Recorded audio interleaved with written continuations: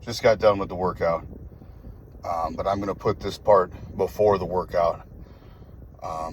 Just because it's kind of my first day getting up at 4 a.m. to go train. I usually train at night and may still go back and forth depending on my schedule for the week. But wanted to say this. Wanted to say it before I worked out, but I didn't have the time just because, again, woke up before, was like, oh boy, I got to get going. I made sure I got my food in still, which my pre-workout meal is always extremely high carb and like extremely high. I had a can of cranberry sauce, which was over 120 grams of carbs, plus some Sour Patch Kids, and that put me at 164 grams of carbs as my pre-workout meal. And I'm about to drink a Gatorade for a couple more carbs. So, you know, a lot more. It'll be over 200 grams of carbs, and it's not even 6 a.m. And then I won't need as many. And if I get up in the morning to go to the gym again tomorrow, then I will preload carbs tonight, probably eat another 200 tonight as my last meal of the day, so that it's in my system when I go lift and I have my quick fire carbs. And that's just to talk about nutrition there. That's just to talk about figuring out a way to get it done. I want high sugars before I go to the gym. I don't have 2 hours to wait for my pre-workout meal before I get to the gym, so I need that sugar to hit me quicker. Cranberry sauce always works for me.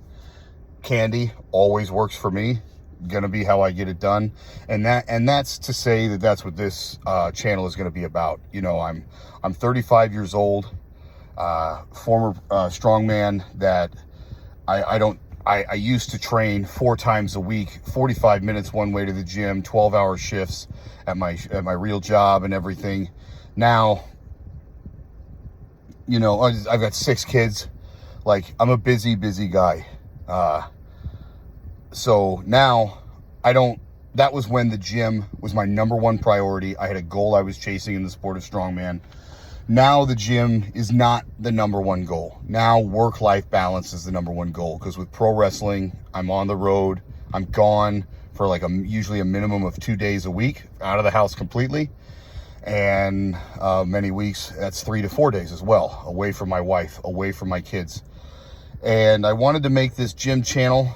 It is not going to be a professionally shot channel. It never will be a professionally shot channel. I am not trying to make a movie. I am trying to make an unfiltered, unedited version of what it's like to get in, get out, and put the work in. I will work on camera angles. Today there were a couple of bad ones that I didn't realize, you know, was blocking your view or something like that. But this channel is to basically give you a behind-the-scenes look of what I've done to build my body the way it is with the schedule that I have. This is the kind of workouts I have to do. And I'm not in a powerlifting gym. I'm not in a strongman gym. You'll see it in the video. I'm in a fitness center that is smaller than a Dollar General, you know, smaller than a Dollar Tree. It's not, it's smaller than a McDonald's. It's not a big gym. There aren't a lot of plates. There aren't a lot of options. But I get in, I get out. Get in, get the work done. Figure out what I have to do. Train smart, train hard, train intensely, and move on to the better part of my day. No one is awake at my house yet, so I will be getting home immediately and starting breakfast up for everybody, so that when they do wake up, hot and ready meal, life is good. Sometimes I'll be training at night, and that's because I'm at home with my wife and kids. I tuck everyone into bed, and then I go put the work in, because my strength and my physical appearance is important for my professional wrestling career. And so sometimes there'll be some weeks where I go to the gym twice. There'll be some weeks where I go to the gym 4 times if I can. That's the goal. I love to train 4 times a week with 2 press style days and 2, I call them lower posterior chain style days, but mostly like focus on my, that's what we'll say. 2 press style, 2 posterior chain focus days, and get improvement that way. But sometimes it's just not always the case. And you have to be able to project your week out and figure out what that week looks like for you this week. Like, I know this week I can train today, and I just did. I can train tomorrow. I'm going to need a day off. Then I can, what am I going to do Thursday? Because I wrestle, I'll be out of the house for 3 days, wrestling Friday and Saturday, and then driving home from the west side of Iowa on Sunday to get to my house. So I'll need that day off, and then I'll have to train again on Monday if I'm recovered from all that wrestling and travel, just depending on what that is. So I know today and tomorrow I can train. I'm going to have to take Wednesday off because my body's going to need recovery from the training style.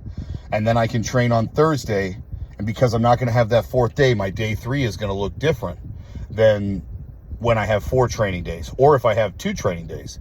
If I have 2 training days, I'm going to do 2 days in the gym, and then I'm going to do a general workout at home with a kettlebell and body weight, sprints, things like that. But this week, I think I can get 3 days in the gym. And so I'll have my, like I did today was press day. Tomorrow is squat day. Wednesday off. Thursday will probably be a movement focused day, like a speed day, if that makes sense. And that's what this channel is dedicated to. You know, I'll go on these rants and tangents, but that's what this channel is dedicated to.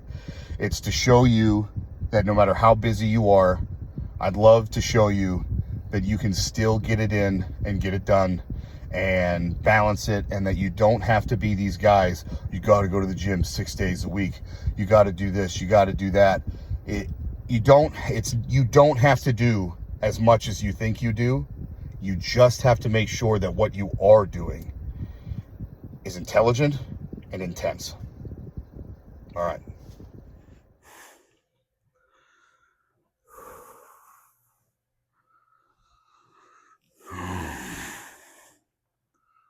All right.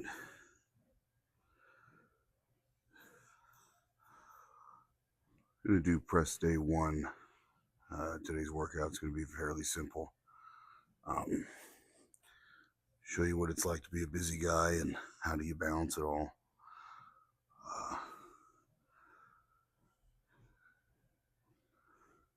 No.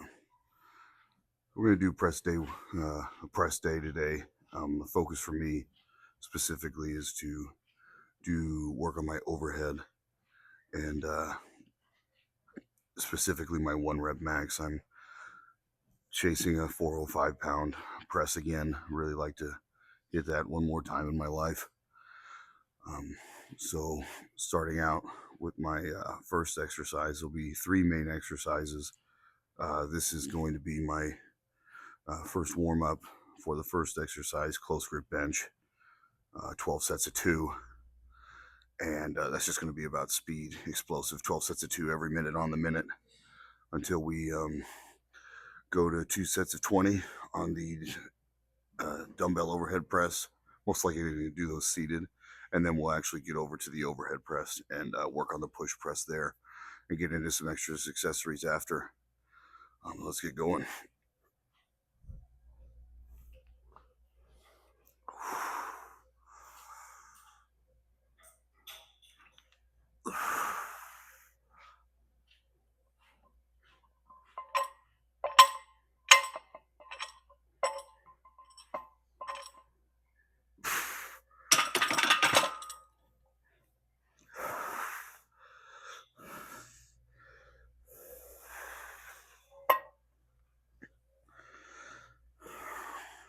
You're probably looking at this bench and going, he's got that set up really low.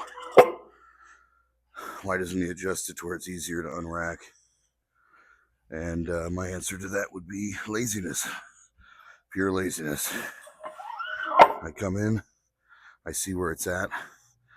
I know that my 12 sets of 2 aren't going to be that heavy. You know, it's either going to be this 225 or 245 most likely is where I'm going to be starting this block out at. And I don't really need the bench to be perfectly adjusted for that. It doesn't have to be perfect, right? I just need to be able to get it out so I can press it.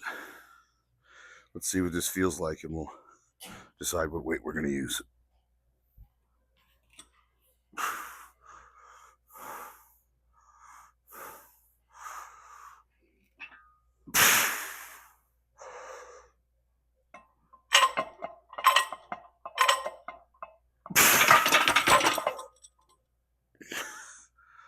I think 225 is a great starter. I was at 4. I'm just going to count that as set 1, and the minute has started. I'm going to use the clock on the wall, so this first minute probably going to be a little bit quicker than 1 minute. We're not that big a deal, especially at the beginning of the set. But basically, I'll just be staring at this clock. As soon as it changes, I lay back down, I press, sit up, and wait again. And the reason I do this, especially as my opening exercise, is to really, really pre-exhaust the triceps. If you have strong triceps, you have a strong press. Because everything you do to make strong triceps is going to help your press. Now, it's not just to say, hey, go to the gym and only train triceps, and then you'll be the world's greatest presser. That's not what I'm saying at all. But I am saying that if the smallest muscle group you have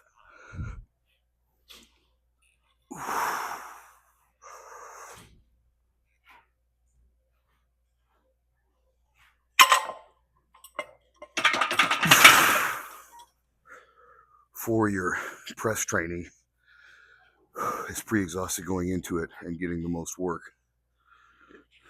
then you're probably going to be a better presser than someone who doesn't.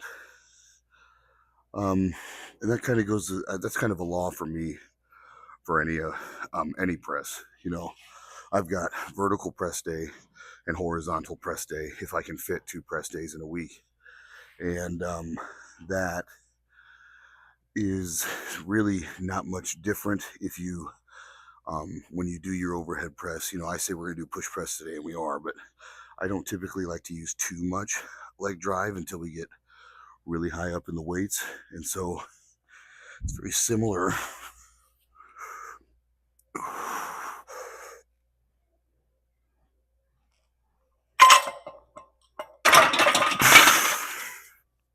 Very similar to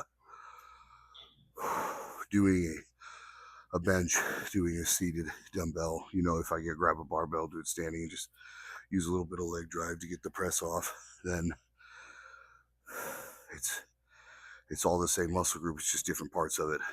You know, bench press is going to be at different variations, right? Different parts. The very bottom of the stretch is that's going to be mostly pectoral, but the higher that bar leaves away from your body, then the more delt and triceps begin to take over throughout the entirety of the lift. You know, when I was competing in strongman, I did not bench press until probably the last 2 years of my training because of my strength coach, John Mauser, and he had me do that.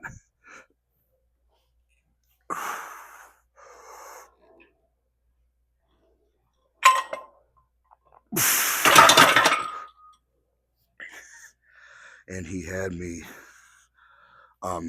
he's the one that got me started on using this as a pre-exhaust, adding bands or chains, whatever was necessary for that day to change up the stimulus. But I was always able to just kind of walk in, and my bench should be 405 or more. And that's without training it. And that's because my delts and my triceps were so strong because of my overhead press that it transferred over very, very well. I do personally believe that overhead press transfers over better to bench than bench transfers over to overhead press, because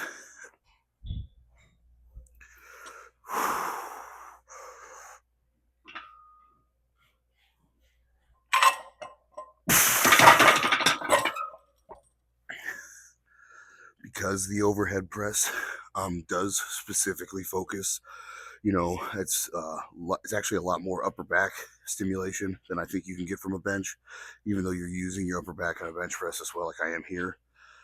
But because it focuses more on the delts and the triceps, and because that transfers to bench more than you focusing on your pectorals transferring over to overhead press, I think it's of greater benefit than the other way around. Was that 4? Is that 4? Yeah, so we'll get Just keep grinding away here, one little set at a time.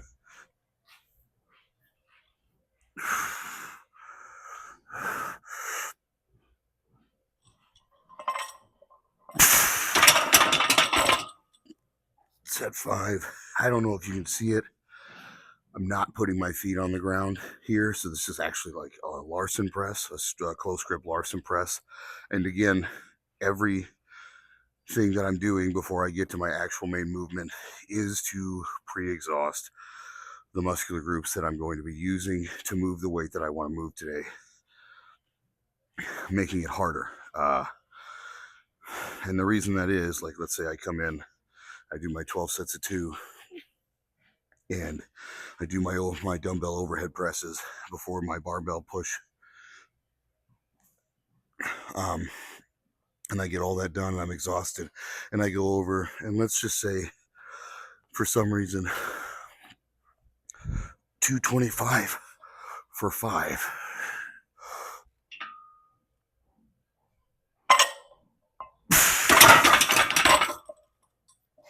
Is the best weight I can get today on push press. Well, I just did 2 other movements before it on my main targeted areas for the lift I'm doing today. So I could tell you that with proper peaking and a week of rest before my competition, if I were to do one, then I would be able to do a significantly more than 225 for 5, because I would be fresh and rested and at that 110, 115% nominal strength that a proper peaking program can do for you. And so that's a big reason for it. I do believe in certain lifts, especially my overhead press, being trained in this manner. I don't always train it this way.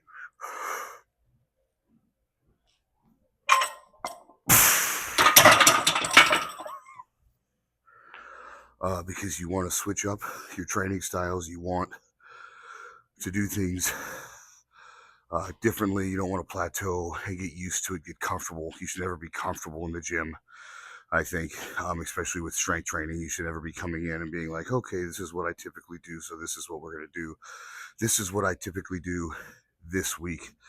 I may choose different movements next week for pre-exhaust. I may choose not to pre-exhaust at all. It always depends on what's going on in my life around the gym. You know, how much rest did I get? Can I afford to pre-exhaust and then eat into the number that I need on the overhead press that day? But that actually brings me to a good point that I learned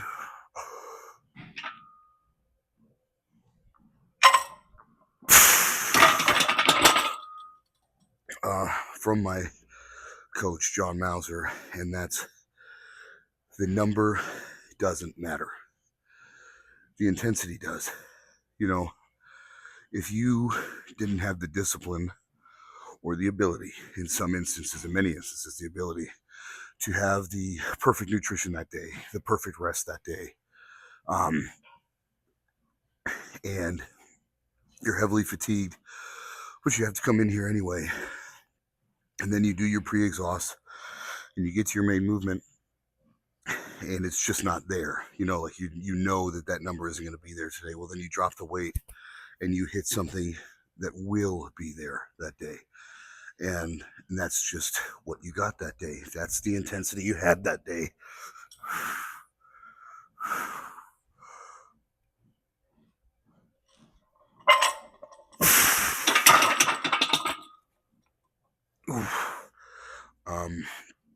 And what would typically be like an RPE 5 is an RPE 8 because of where you're at that day physically. I'd still say you got some pretty good training in. You know, you did something that was difficult for you in that moment, and mental fortitude is, I mean, I'd say more than 50% of this game, at least. And coming in and getting the work done anyway, even if it isn't the perfect situation, even if it isn't the perfect number, then, and you come in and you still get it done, I don't see why you can't hold your head high and say you did the work.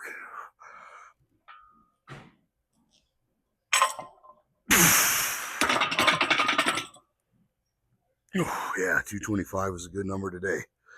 That was set 10, I believe, if I'm looking at that clock right, and starting to slow down a bit on the reps, which is what we want. What we want. Body doesn't want to fire anymore.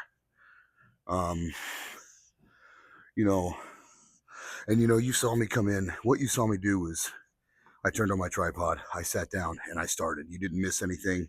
I didn't do any extra warm-ups. I didn't do anything crazy. Right now, especially where I'm at, when I was a competitor, I did a lot of extensive warm-up, a lot of extensive warm-ups.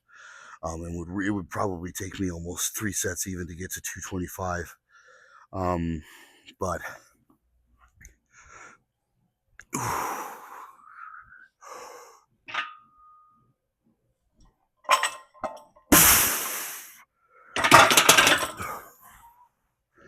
last one. Here we go. One more. But that is not the case anymore. Now, especially in pro wrestling, I can warm up. I can do whatever I need to do in the back, but I'm not going to be able to slowly adjust to if I have to press somebody, if I have to throw somebody. There's not much I can do other than with bands to warm up for a 180 to 250 plus pound human being to get tossed around.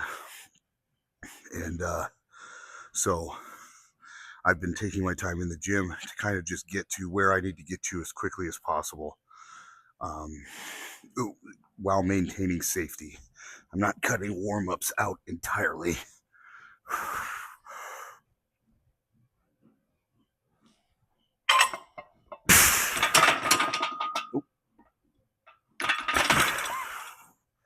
All right.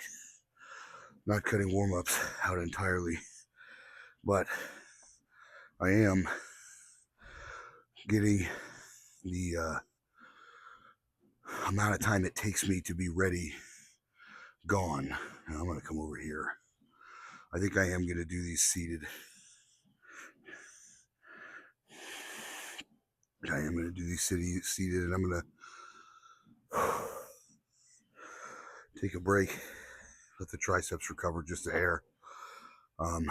And I think I'm going to start with the 50-pound dumbbells. This is my first week doing this system of pre-exhaust. I cannot tell you at all, can I do 50 for 20 after 12 sets of 2 here every minute on the minute? I have no idea. So we're going to find out, and based on the ease of the set, the difficulty of the set with the 50-pound dumbbells, that'll tell me what I need to do for my second set. How high do I need to increase? Do I need to increase at all? And then we'll go to the squat rack and start doing our, it's going to be pretty low rep today for the push press. Again, no big deal. And then that's our 3 main movements done. And kind of be getting into more accessory style lifts. I think I'm interested in doing behind the neck holds. So launch it up for 1, hold the lockout position for, I don't know, we'll say 3 to 5 seconds today. Nothing heavy, nothing crazy. It's just about max flexion at the top.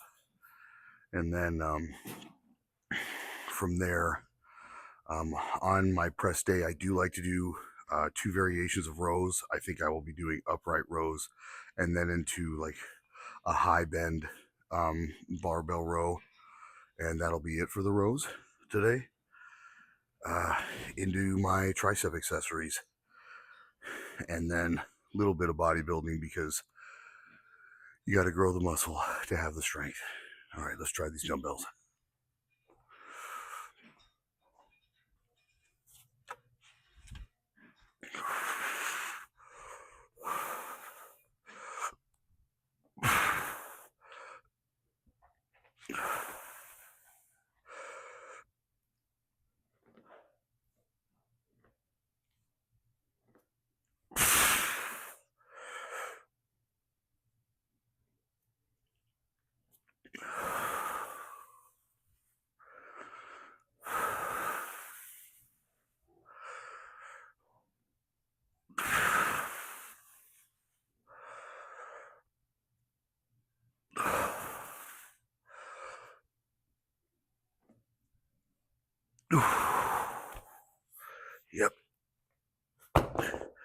kind of what I figured would be. I thought 50 was a good starting point for those. I think 50 is going to be good for set 2. And then, it's not always about jumping to the highest weight as quickly as possible. I need room to grow. I need opportunity to recover, to add more strength for next week. So I know clearly 50 is doable. So we're going to do it.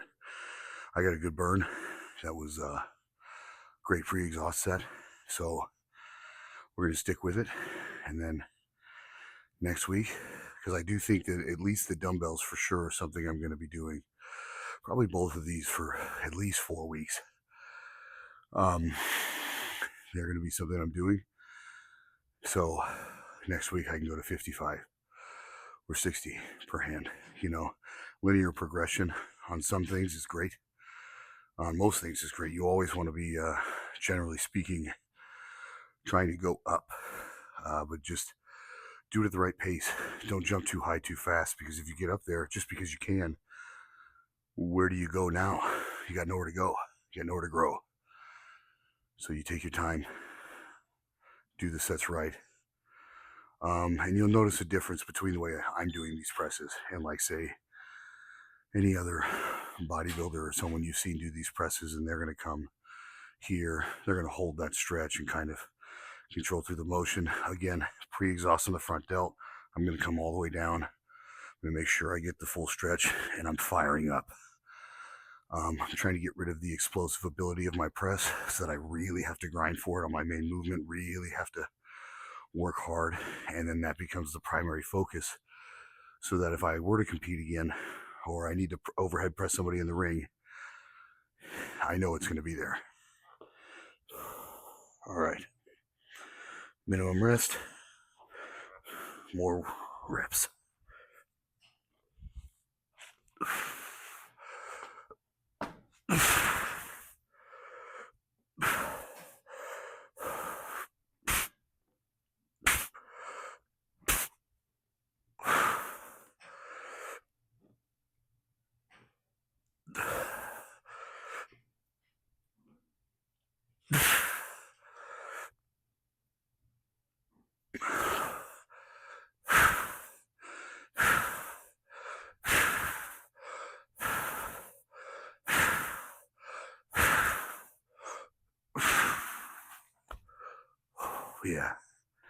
Yeah, not bad at all.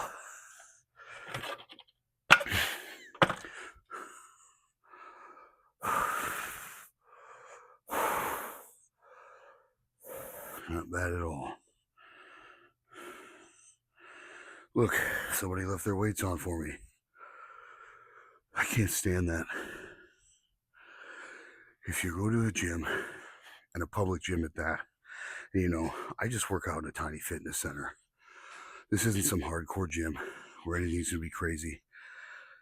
Most people you see in here are the elderly.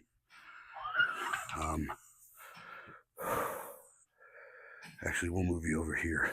We're still going to learn camera angles, but we'll figure it out as I grow, right? The elderly, housewives, maybe a couple of working dads that are working moms that come in before or after work.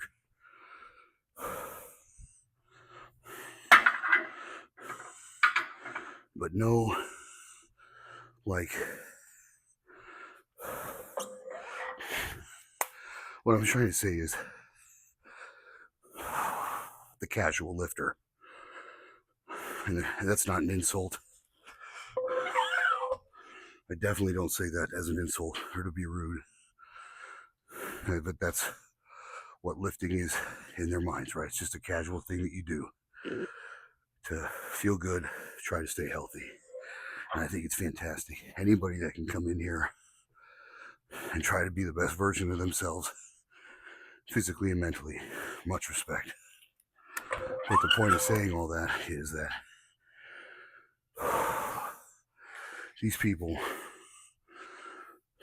they don't even have chalk in this gym. This isn't a hardcore gym. This isn't a powerlifting gym, strongman gym. It's nothing like that at all. And they want their weights put up, and they want it to be clean and orderly. And there's signs posted for that to be the case and things like that. And still, sometimes you come in here and that isn't done. And I think that's a bit much. It's not the way it should be done. It's definitely not. You know, when I came in to do the bench,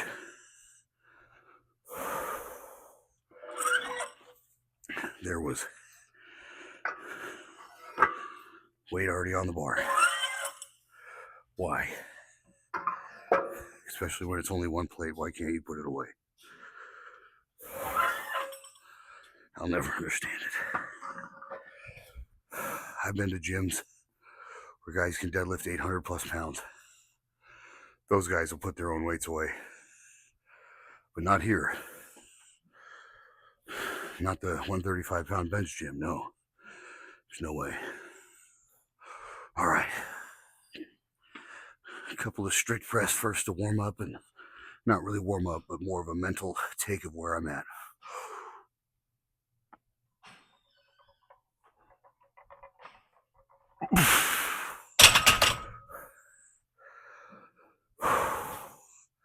Definitely pre-exhausted. Going to really happy about that. Really happy with how difficult that felt. So we are going to move right into push press, starting at 185 pounds.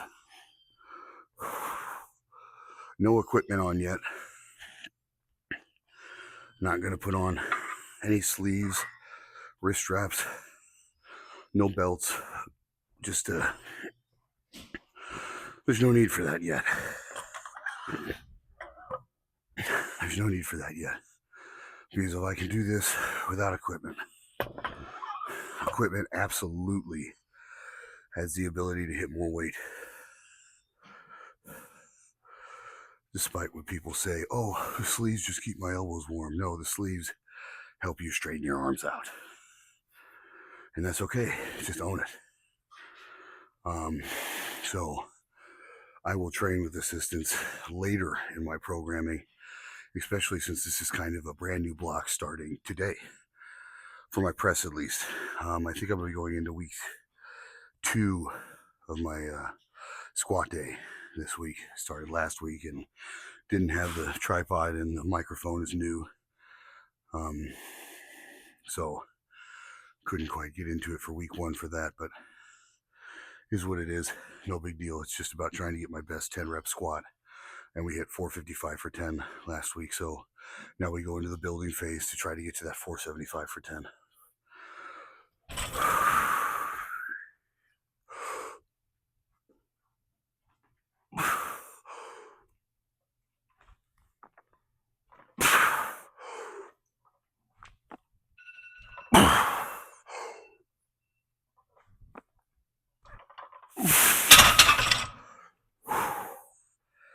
Boy, oh boy, are my delts tired. I love it. I love it when a plan comes together.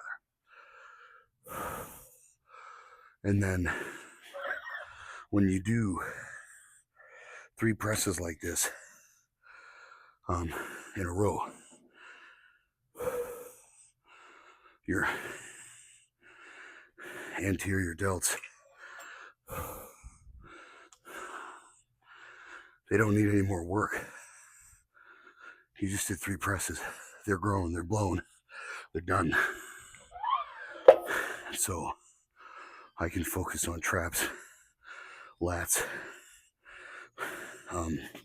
lateral head and posterior head of my delts. No issues.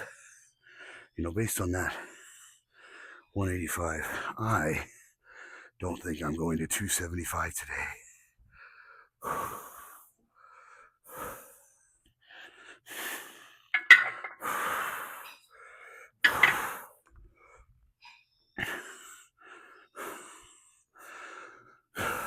225 for 3 could be it. Depending on how it feels. If it is if we call it here, well, then I have at least 1, maybe 2 sets more to do with my final weight. And then 1 back down set. And we're done. And based on the way this feels, I will not be doing behind the neck press today. I think I have enough fatigue in the press motion. I don't need to. The exercise would work, but it wouldn't be the most proficient. So, not going to do that. Not going to force something just because I want to feel like I accomplished something. The reps need to not just feel like I did something, they need to really do something.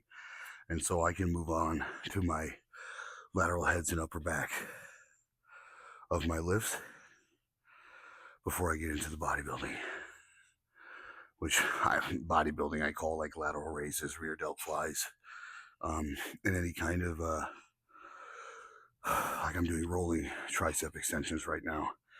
And while technically I'm not really doing it bodybuilding, it should just be called, I should just call it accessory work. That's what I'll call it, because that's what I should call it. I'll be getting into my accessory work after that. All right, let's move this now.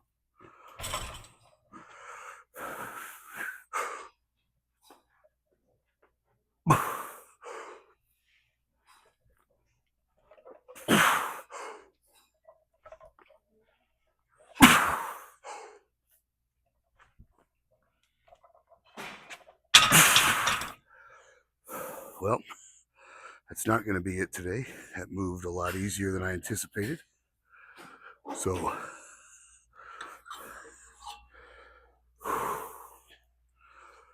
245. Well, this will, no matter what, it feels like, be my last set. Last weight, I should say.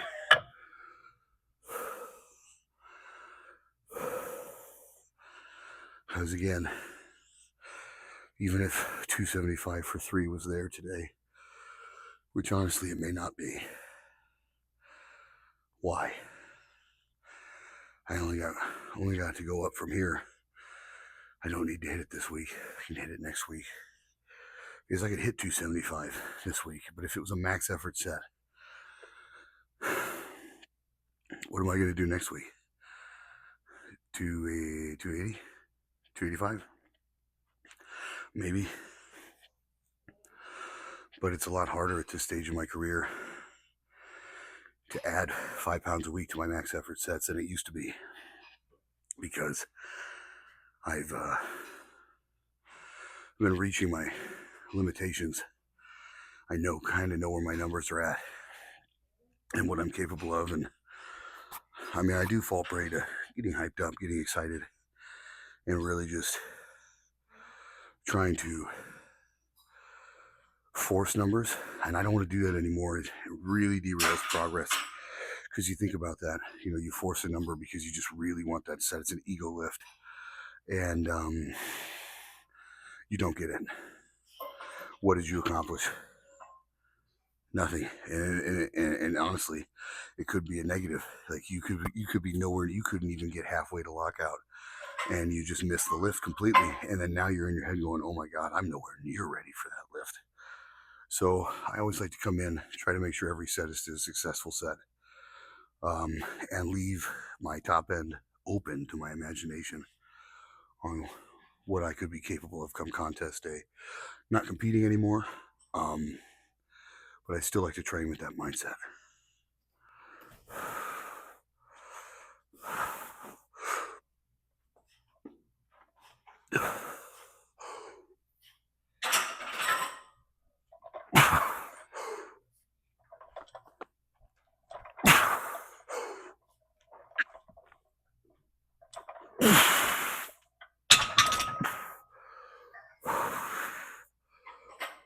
Yep.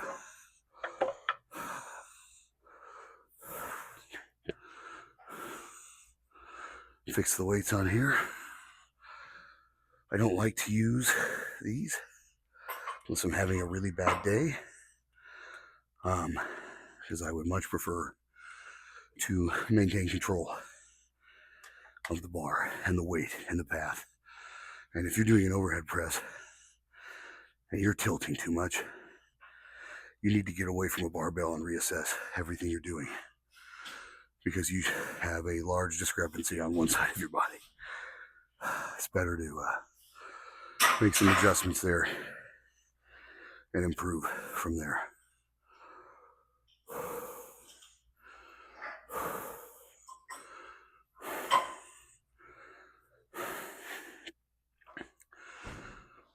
So, a couple of minutes of rest in between these sets. I'm not really focusing that much on it now. I'm kind of just going based off the feeling in my shoulders.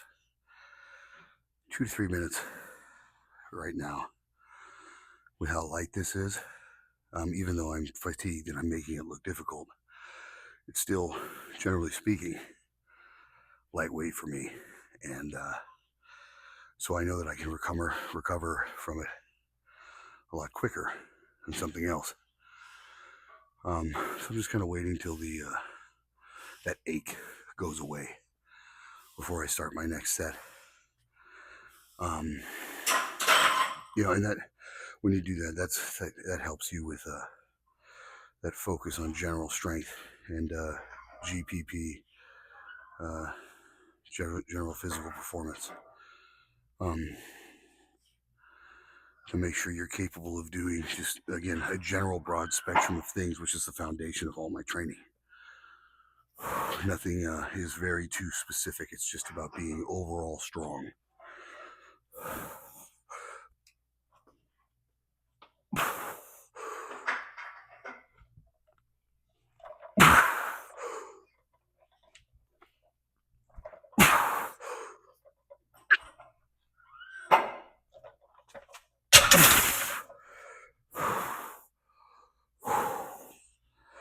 All right.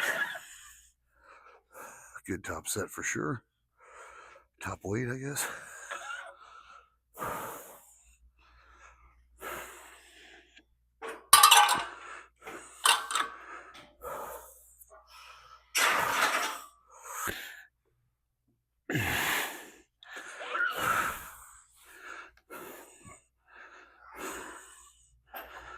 I'm gonna put these weights up after I do my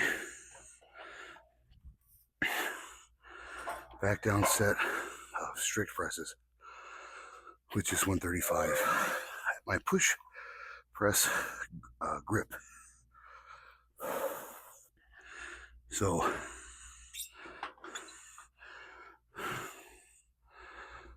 especially on overhead press.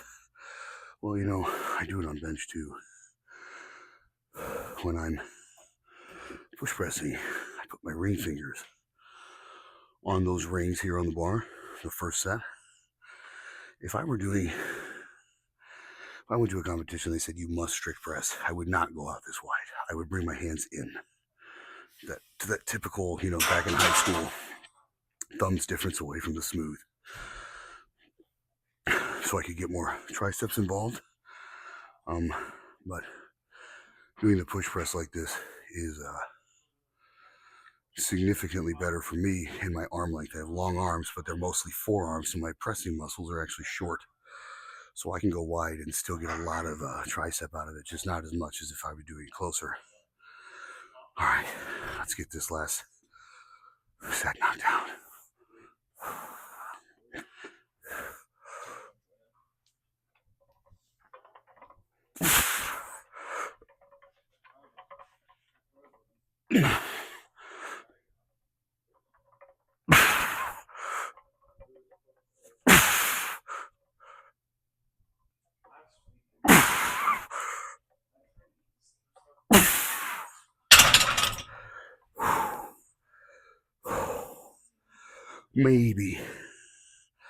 Maybe there's a couple more in the tank.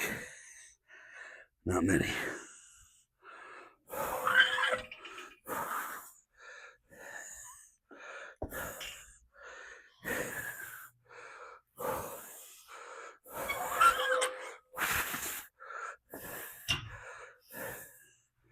So now we go into the Upright rows, which again, accessory movement for me today, really light. Keep it light.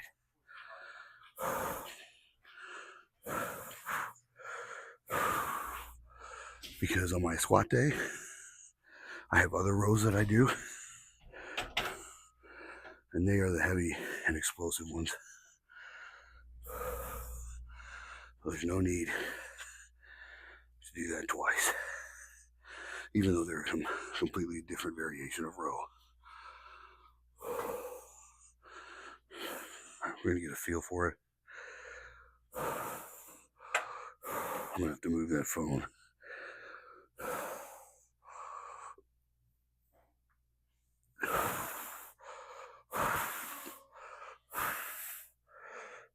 Yeah. So that is all I'm trying to do. Is not much on the range of motion side of things, but it's enough to hit exactly what I'm trying to do. The trap and lateral heads.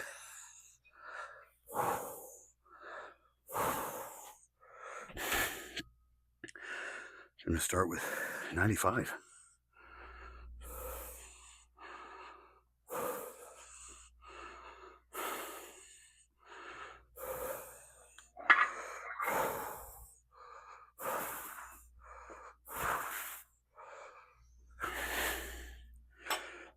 You know, and even with strength training and not being specifically bodybuilding, you know, I've listened to podcasts, interviews, everything about, like, you know, specifically Jay Cutler, his mentality. Huge fan of Jay Cutler my whole life. And I liked that he would come in. It's not like he was lifting light. And he said, if you can't be done essentially in 45 minutes, maybe 45 minutes to an hour, you're taking too long. And for me, I try to adhere to that as best as possible. I'm more of an hour to an hour and a half, depending on the goals. We'll see where I'm at today. I'm not really paying attention to the clock. This whole camera thing's new, so it's kind of taking most of my focus.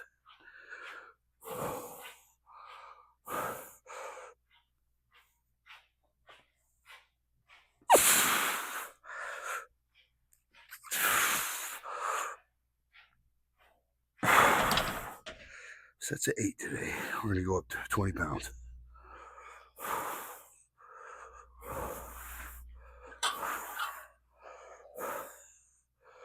What is this? 115? 115? I don't think I've wrestled anybody that light before. You know, when you look at your why are you in the gym? Why are you lifting that way? Mine is general strength, right? It's what I said. I just want every week just get a little bit stronger, generally stronger. And my main focus for my strength is pro wrestling. And a lot of times if things go wrong, especially with me being a powerhouse style wrestler, I've got that person's body on the line, and I'm the one in control. I'm grabbing them, I'm hoisting them up, holding them, and I have to keep them safe when I take them down. So when I do things like this, catching somebody in a crossbody, moving them or something, getting something, this part of my area, ideally, I'd like this to be like a minimum of 150 for 8. I'm going to tell you right now, I don't think I'm there. Because if I can do 150 for 8 on these upright rows, well, then I can do 200 for 1. You know what I mean? But there's no need to train this lift like that because you're just inviting injury, constantly going heavy. But if I can condition the muscle group to be able to maintain tension and everything else it needs to do so that I can keep that person safe in the ring, that's what you do.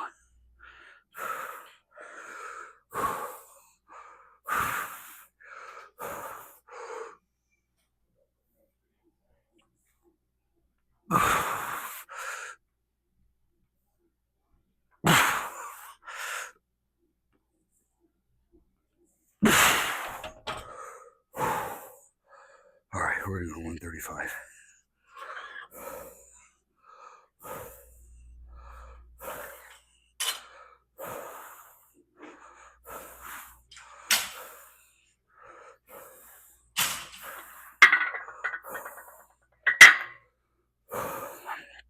And I know if you're watching this and you're a pro wrestler and you're like, well, that's not how it works. They should get light for you. Yeah, it shouldn't be heavy. I think we all know better that things go wrong. They don't go according to plan. So, again, generally speaking, if I'm strong enough to do it on my own and they choose not to get light, then I am strong enough to keep them safe. If they choose to get light, well, now, everything's guaranteed then. This will be the last set. And again, not using the locks really helps me pay attention as the weight increases. Is my left shoulder dipping too much? Am I rotating forward too much on one side? Seeing if the dumbbell's slipping out.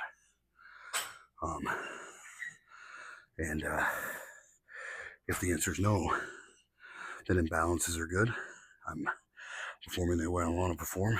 If the answer is yes, then need to isolate, need to go to working out individual sites with dumbbells instead to find and remediate the weakness.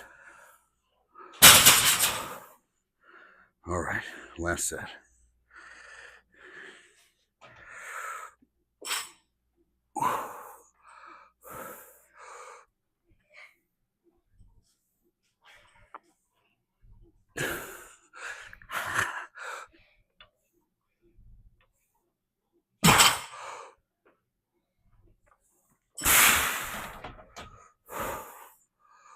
Okay, now we, again, gonna keep it really light, go from upright, back up, slightly bent over, and that's it.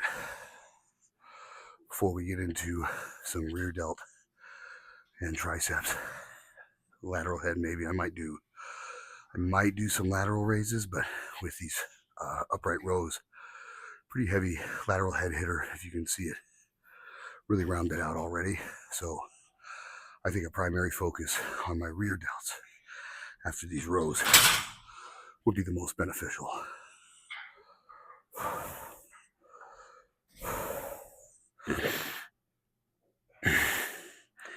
I'm going to try a different grip. I'm going to go a little closer. We're going to see how it feels.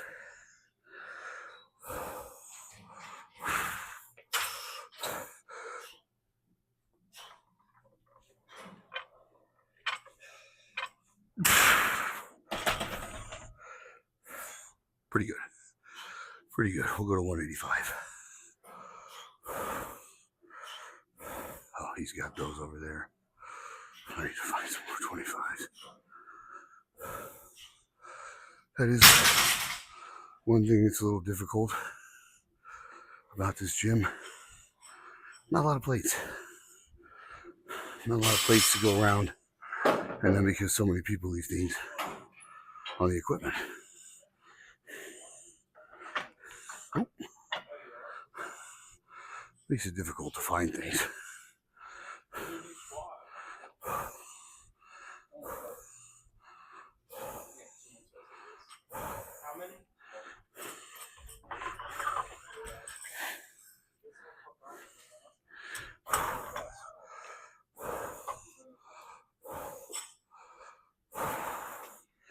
Now, finding that was enough rest time. Let's go.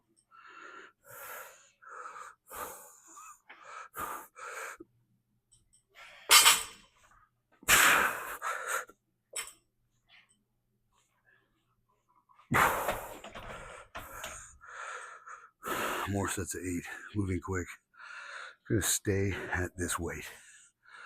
Again, this is generally speaking more about just getting it moving, keeping that blood there. The upper back is still fatigued a little bit from upright rows and the overhead press sets. So this movement specifically today is not for me to have an ego and just lift as heavy as I can go. This is about intensity, speed, blood into a secondary area, or maybe even really a tertiary area, and squat day. I will be doing much heavier rows. Probably even have to bring straps out because the row bar I use has almost no knurling, and we're not allowed to use chalk in here.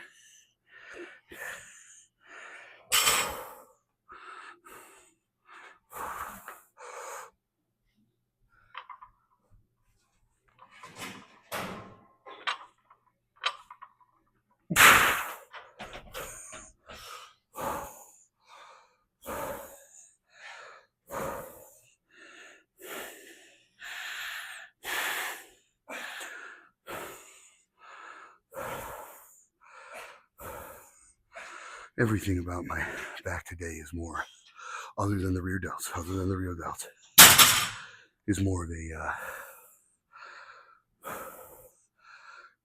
interior, more trap, rhomboid area, scapulae to get it. That's where I want it. And then squat day, I have a little bit more lat focus, but I mean, obviously this is still going to hit lats, but my mental target, what I'm picturing, is my middle and lower trap when I do this. Upper trap, lateral heads on the upright row, middle trap, lower trap on these rows, but I don't bend all the way over to hit that lower the most. This is more of a middle trap, slightly upper, pull. No big deal. That's it.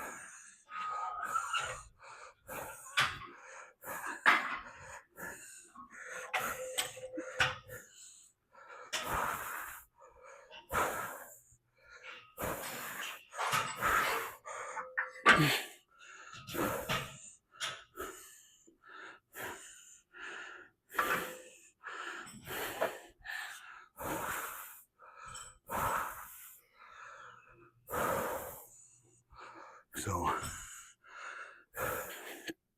you know, in my busy schedule,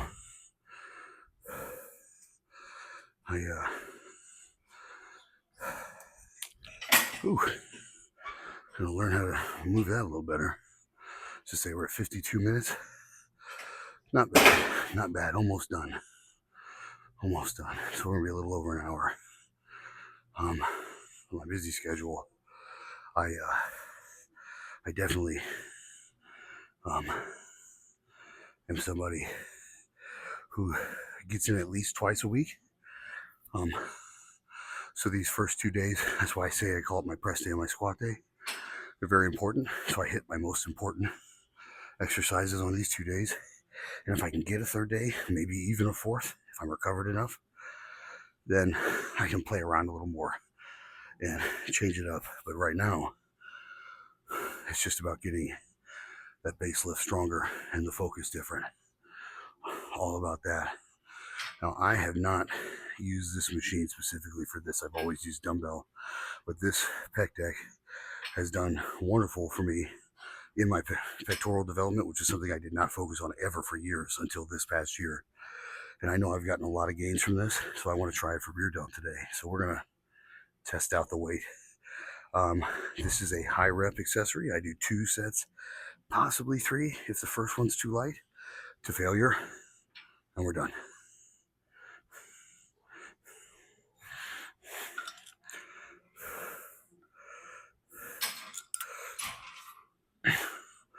So if I can only do 8 reps, it's too heavy. So I'm going to start at 84 pounds 20 to 30 reps is always my goal when I do these 2 sets to failure.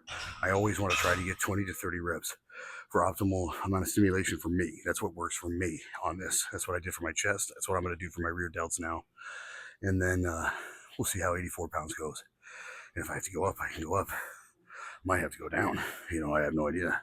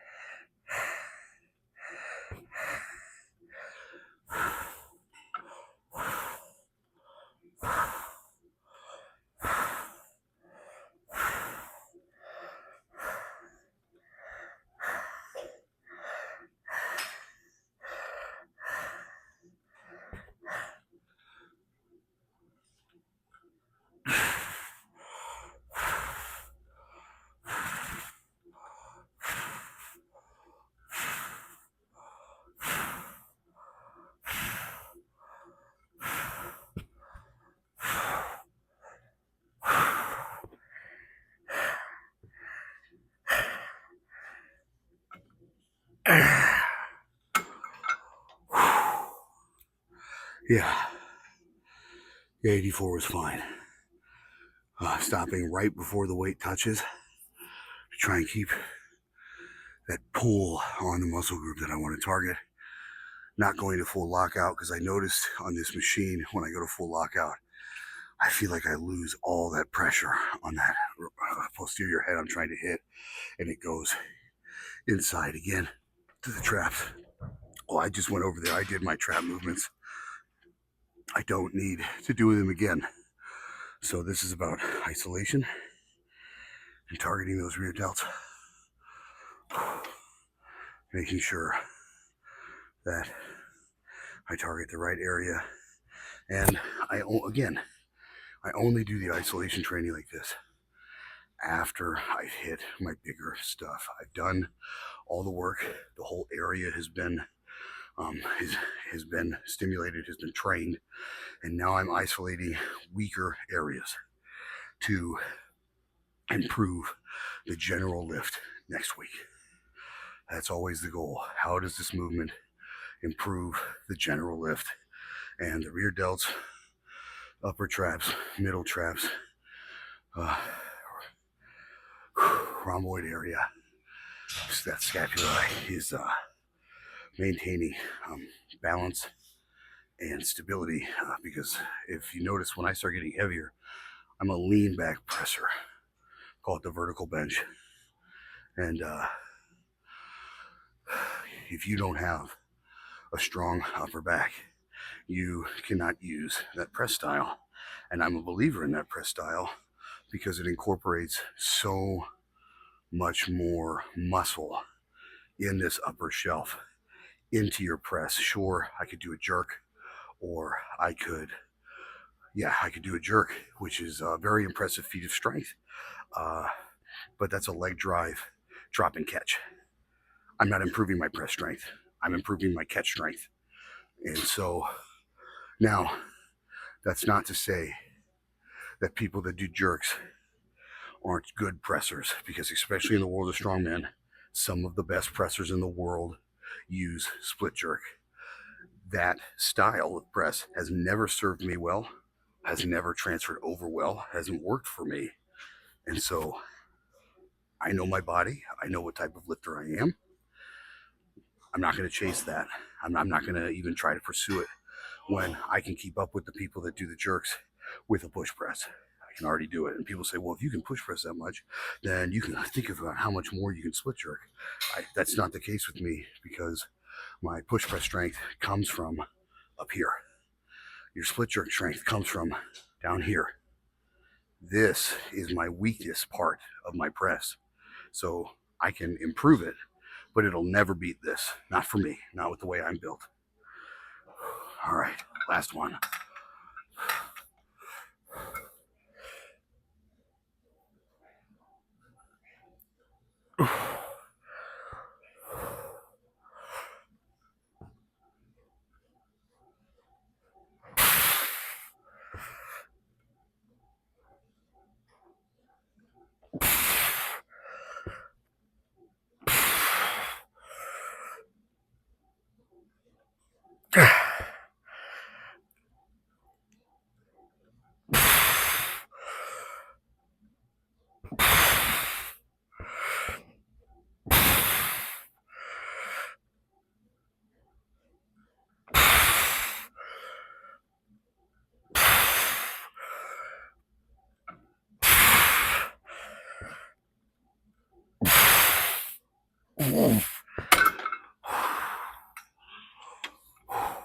Yeah,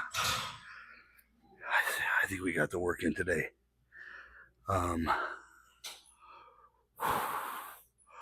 Now we move on to a really lightweight rolling tricep extension. And we're done. What are we at? 59 minutes and 50 seconds. Not bad. Not bad at all.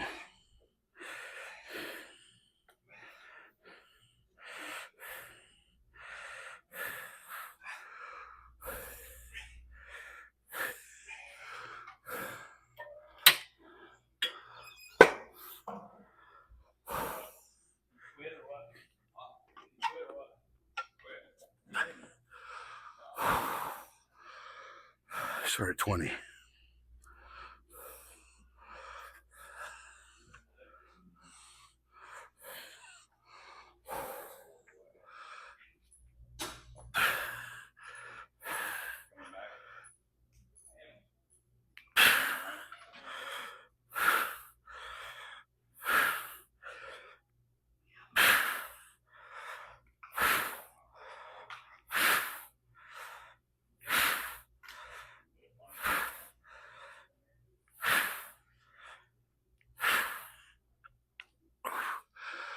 Okay, we have started a little too light there. That's all right. We count that the first set. Instead of jumping 5 pounds, we'll jump 10. And I'll go to 30s next.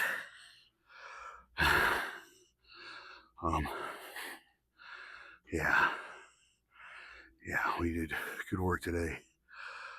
I'd say for sure. Really happy with how this went.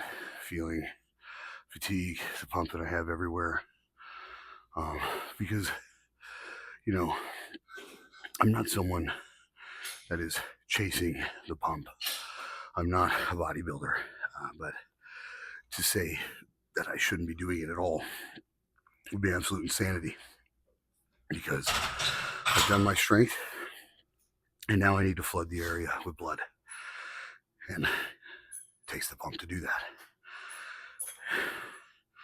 So still definitely going to do this style of training for my accessory work. It's just not my main focus. My main focus is what do I need to do to get my overhead press, my max overhead press, to 405 pounds when I decide to put the belt on, when I decide to put the elbow sleeves on, the wrist wraps, and really start focusing on those heavy 1-rep things and peaking. What do I have to do to get that number? And that's target my weaknesses. And for me, that's exactly what we've done today. Let's hit the 30s.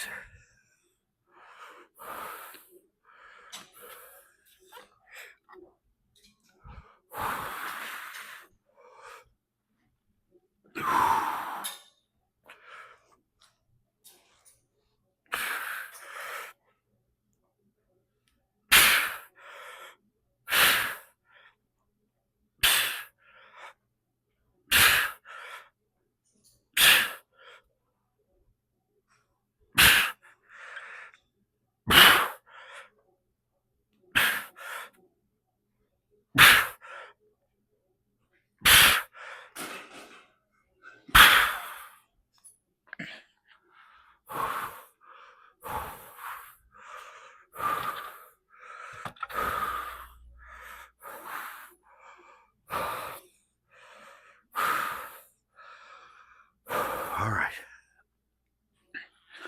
One more set of 12, And we are going to jump to the 40s. Really exciting for that, to be able to move the weight as controlled as I'm moving it. Getting into that 40 to 60 range for 12 reps on this movement is a really good place to be after a workout. So exciting times. Now, as we move forward and I increase my 12 by 2 close grip bench, and I increase my 2 sets of 20 on the dumbbell overhead before my main movement, triceps are probably going to get a little more fatigued, but nonetheless, that's kind of the ticket. That's kind of what we're looking to do. And so again, this accessory movement weight isn't that important, because it's based off of what you did that day, and because today was week 1, generally lighter week on all the lifts. Looks like I'm gonna be able to move pretty good weight with those 40s, and still leaves me room to extend and grow. Let's get them.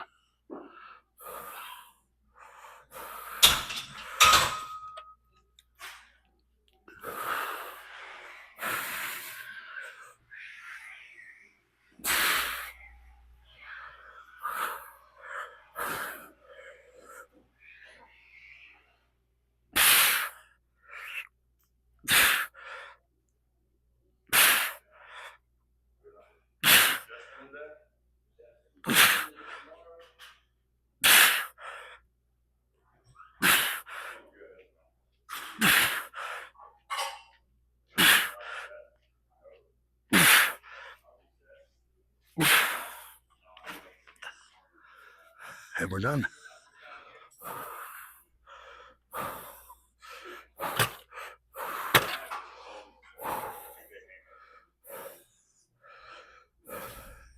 See you on squat day.